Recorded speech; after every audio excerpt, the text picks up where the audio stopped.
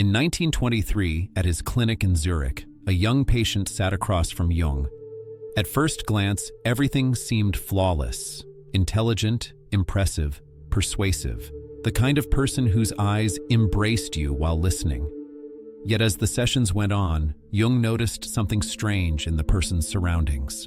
People close to this patient shared a common fate: systematic psychological wear and tear. They were more anxious, more distrustful, more unsure of themselves. Jung recorded 3 behavioral signs that explained this shift day by day. Today, recognizing these 3 signs within a few minutes can help you protect your mind and emotions when you meet a manipulator. Here's the unsettling part. These patterns don't announce themselves with crude aggression or obvious poison.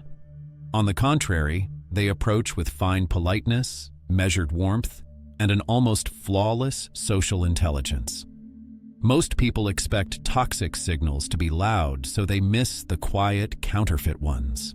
That's why you need to see these 3 signs with clear attention: emotional mirroring that doesn't build a real bond, strategic displays of vulnerability, and projection accompanied by denial of reality.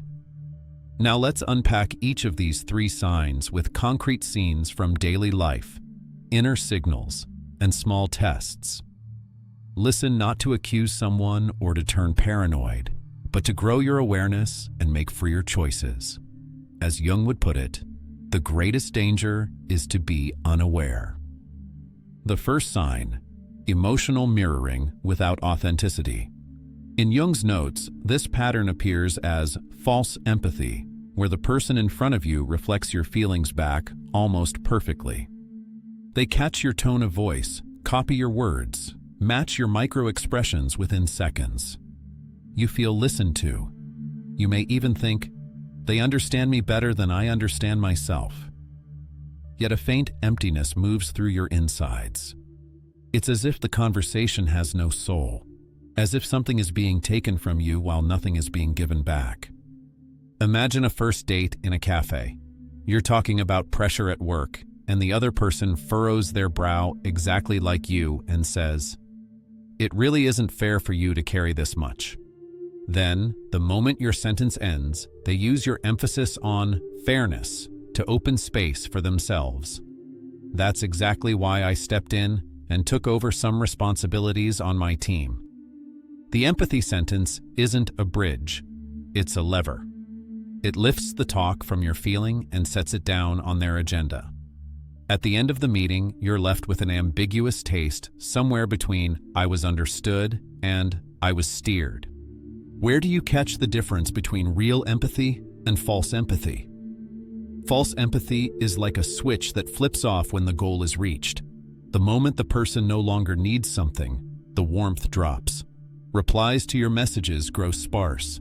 If your attention doesn't overlap with their plan, you become invisible.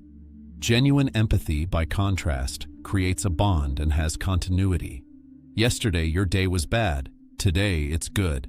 Real empathy was there yesterday, and it's here today. It fluctuates, but it doesn't vanish. Give yourself a small test. When this person no longer needs anything, can they still stay with me with the same kindness? Second test. Do they help me deepen my feeling, or do they use my feeling to pull the conversation onto their track? Third test. When I go quiet, can they sit in that silence, or do they rush to fill the space with their own story and take back control? These micro signs reveal within minutes whether the mirroring is authentic or instrumental. False empathy often sands down the nuances that make you you. After a few conversations, you notice your words don't echo inside you. They echo inside their plans. Your sentences aren't valued, they're used. The more they try to resemble you, the more they blur what's unique about you. When you notice, you may feel an inexplicable sense of depletion, because on the surface, you were understood, but you were not seen. The second sign: strategic displays of vulnerability. Jung frequently observed calculated transparency in his patient. The person shares their weaknesses, but the way they share carries no real risk. The timing is perfect. It arrives exactly when your guard is down. The aim of the content is clear: to trigger your protective instinct, to create the illusion of a deep bond quickly, to push you into a fast us feeling. While listening, you think, wow, how open and honest. Afterwards, you wonder, but isn't it a bit odd to share something this personal this early? Picture an office scene. Someone you just met tells you at lunch about the difficulties of their childhood. By the end of their sentences, they often place themselves in the survivor position. No matter what, I stood back up. It's a vulnerability tailored for admiration, carefully chosen.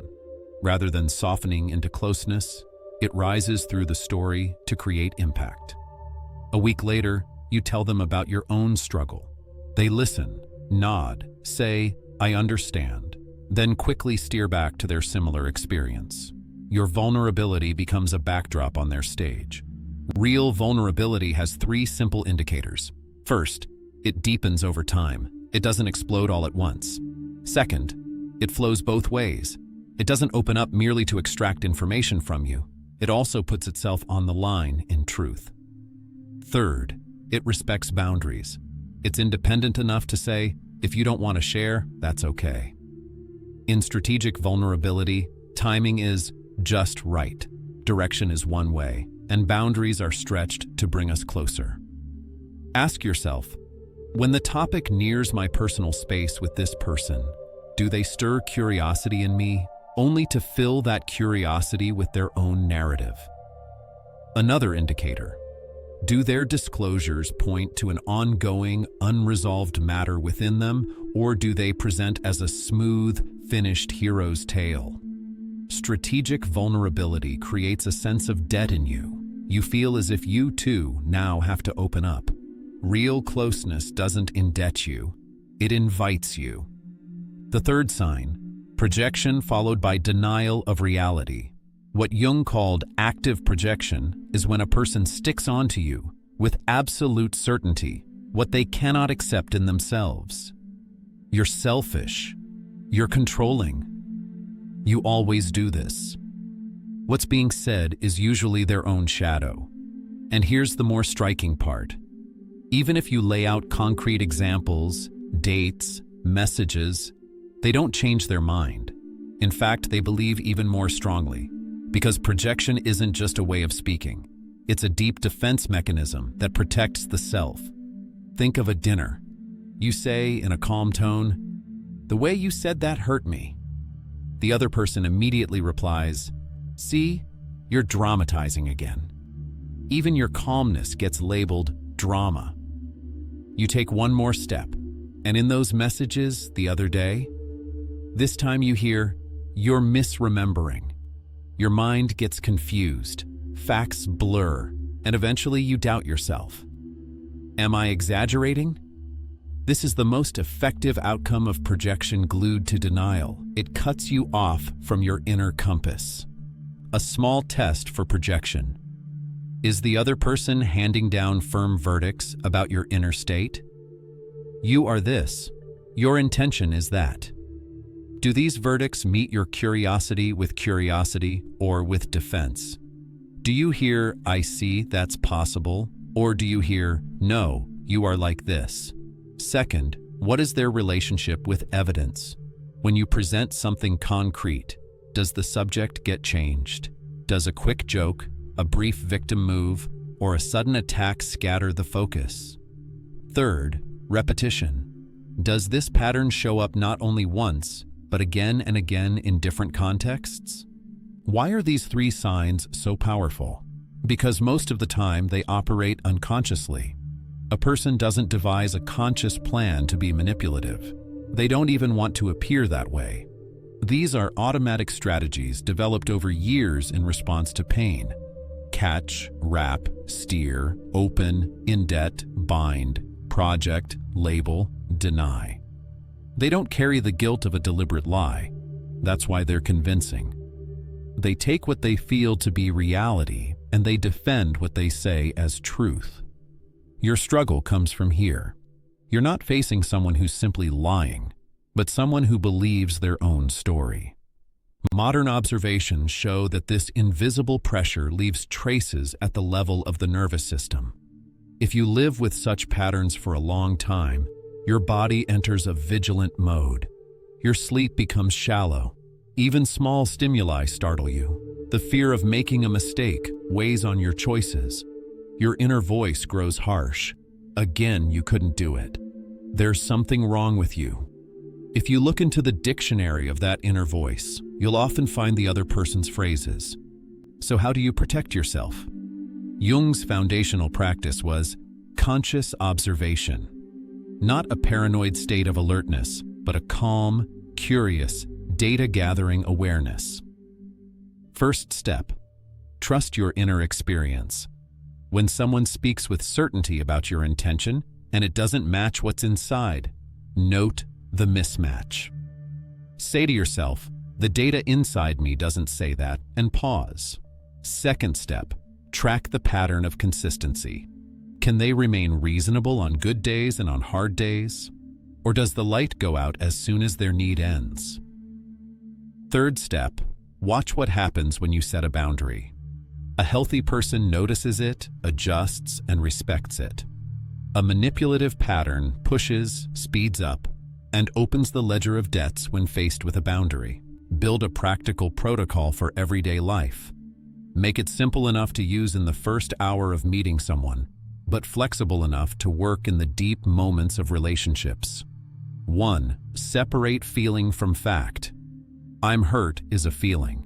You said it in this tone is a fact. Express both with short, clear sentences. 2. Slow down. Pace is one of manipulation's strongest tools. Hear the question, then take a brief breath before answering. 3. Ask for repetition. You just said selfish. What exactly do you mean by that? When you make definitions concrete, the fog lifts. 4. Keep a boundary sentence ready. I don't want to talk in this tone. We can continue when it's suitable. 5. Leave a note for yourself afterward. Write a short record after the exchange. Over time, you'll see a pattern more clearly than you could in the moment. Don't get dragged into a black and white world like every mirroring is bad, every vulnerability is a ploy, every projection is manipulation. All of us do these behaviors under stress. The difference shows up in 3 places: pattern, frequency, and relationship to feedback. A healthy person, when they see they're wrong, stops, asks, corrects. A manipulative pattern, when warned, grows. Defense comes instead of curiosity, a counterattack instead of an apology. This is where your fine-grained awareness comes in. Not harsh judgment, but clear seeing. As your eye starts to pick out these signs, your psychological discrimination muscle grows. That muscle isn't there to make you suspicious of people. It's there to help you choose clean bonds more clearly. The more you distinguish authenticity, the more boldly you approach good people and the more gently you step back from ambiguous people. There's more peace and less drama in your life. Because manipulation's favorite ground is good intentions that can't distinguish. Stay kind, but don't stay blind.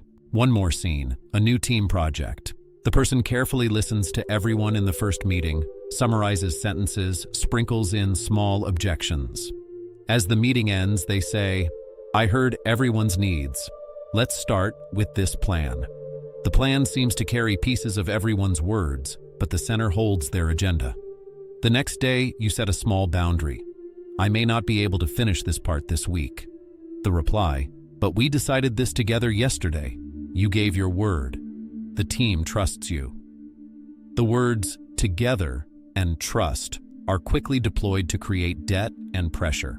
In that moment, your first impulse may be, okay, I'll do it. Pause. Breathe. Yesterday, I agreed to the scope conditionally. This week, my limit is here. If that doesn't work, let's discuss another date. When you repeat yourself calmly, you see more clearly what's happening on the table. In a relationship, you shared your vulnerability. The other person showed tenderness, embraced you, said, I'm always here. A few days later, when they needed help, they asked you for a big sacrifice. When you set a boundary, that initial tenderness retreated like a shadow. The delicate guilt you feel in that moment is the most effective fruit of false empathy. In such moments, tell yourself a gentle sentence. Setting boundaries isn't a lack of love. My truth matters too. The compassion inside you becomes your compass for distinguishing external counterfeit warmth. In projection scenes, use a technique that keeps your mind from spinning like a spool. Ask for facts instead of labels. When you're told, "You're selfish," say, "Could you specify the behavior that made you feel that way?" If there's no concrete example, the label loses power. If there is a concrete example, you can talk about that. Then ask, "In that case, what are you expecting from me?" Once the expectation is named, the hidden ledgers of debt come into the open. If you accept consciously. If you don't, you decline openly. The fog clears and your freedom expands. Noticing these signs isn't about exposing others first. It's about shining a light on yourself. Jung's most radical invitation is the call to see your shadow. Even in the moments when you label someone a manipulator, pause and look at yourself. What am I seeing and fearing? Where am I speeding up? Where am I putting on a mask? This look doesn't make you weak. It prepares you to step out of other people's games. Because the firmest boundary grows from clarity inside. What about your loved ones? When you see these signs in people you care about, your heart may ache. But they're not a bad person. Right. Most of the time they're not. Most of the time they're hurt. When you notice these 3 signs, you don't have to cut off contact immediately. Slow down first, then set a boundary, then calibrate. Ask, who am I becoming if I stay here? If you're drifting away from your values, gently increase the distance. If you're drawing closer, make an explicit agreement. I struggle when this happens. I feel close when that happens. Conscious agreements neutralize unconscious games. You can see these 3 signs in small doses everywhere, on social media, at work, in family. Create a quick checklist to spot them within a few minutes. 1. Does empathy shut off? Does the light go out as soon as the need is met? 2. Is the vulnerability strategic? Is the timing perfectly on cue? 3. Are there labels without facts? Does the topic shift when evidence appears? 4. Does pressure rise when you set a boundary? 5. Is an unnamed sense of indebtedness growing inside you? If 3 of these 5 are yes, slow down, create space, and don't rush your decisions. Use your body, drop your shoulders, soften your jaw, widen your breath. Manipulation travels more easily through a constricted body. It struggles against an expanded breath. Use your voice. Keep your sentences short and simple. The longer they get, the weaker your stance. The shorter they are, the stronger your clarity. Use time. I want to think about this. Let's talk tomorrow. Saying that expands your sphere of control. Use space. If possible, have difficult conversations in open, neutral settings. The neutrality of the environment slows the agenda's speed. Remember, none of this is a test to prove your worth. On the contrary, your worth already exists. Boundaries make it visible. When you grow your muscle of discernment without losing your goodwill, you'll have more transparency and less fog in your relationships. Genuine people will welcome your clarity. Game players will be bothered by it. That in itself is the most natural outcome of discerning. Jung spent decades walking through the bright and dark rooms of the human psyche. The trio of false empathy, calculated transparency, and projection plus denial reveals not the polish someone shows on the outside, but the structure inside. If someone persistently exhibits these patterns, they're not telling you your truth. They're showing you their inner arithmetic. Whether you respect that arithmetic without trying to change it while protecting yourself, that's where freedom begins. One last reminder. Most people act like this not because they're evil, but because they're wounded. That doesn't excuse the effect of the behavior, nor does it require you to harden your heart. Not hardness, but openness. Not blame, but discrimination. Not flight, but awareness. Bring down Jung's line. Consciousness is both protection and liberation. Into the small moments of daily life. Slow a sentence, draw a boundary kindly, turn a label into a fact. Small but steady steps expand the freedom of your mind. If a face has just settled into your mind, don't rush. Instead of branding them, look to yourself. What do I need right now? Maybe a little distance. Maybe a clearer sentence. Maybe simply a night's sleep. Name what you need, because the thing manipulation dislikes most is a mind that knows its needs. One who knows their needs makes their choices knowingly. One who chooses knowingly does not leave their life under someone else's shadow. Tomorrow, you'll meet people. Words, laughter, plans will fly through the air. In that moment, whisper a brief reminder to yourself. Is the empathy lasting? Is the vulnerability two-way? Is there a fact next to the label? Is there respect when a boundary appears? Those who can pass through these 4 gates deserve to stay longer in your life. Those who can't can be left outside with wide-angled kindness. You're not punishing anyone. You're managing the doors of your inner home with awareness. And know this, when you see these 3 signs, you're not alone. All around the world, people are trying to find their way through the same fine mist. Mist doesn't like knowledge. It disperses in clarity. As you clarify, the mist thins. Keep your heart soft and your eyes sharp. The guide within you is real. When you listen to it, other people's noise becomes less enchanting and less frightening. Then, when someone approaches with false empathy, you'll smile and slow down. When you hear strategic vulnerability, you'll listen with curiosity, but with distance. When projection and denial arrive, you'll ask for facts, draw a boundary, and step back if needed. This isn't a lesson in defense, it's a practice in freedom. See, know, choose. 3 steps. When your eye sees, your heart rests safer and your mind grows clearer. And one day, when you look in the mirror, you won't meet someone lost in other people's stories, but someone walking in the light of their own awareness. That, precisely, is what Jung was pointing to. Consciousness as both protection and liberation. Because only when you see clearly can you truly choose. And when you truly choose, the hand that writes your life is finally your own.